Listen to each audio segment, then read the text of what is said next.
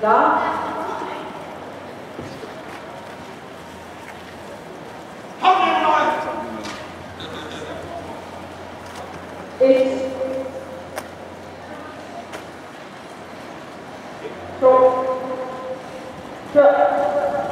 Og start med gået til alle prøver over 10 løber, det er for en spore og Rosalia Noventa, og de har fået vi kan starte ud med Hammerstop i Linders Sovjet, og også til Sylvester har stillet udvalget rigtig godt med.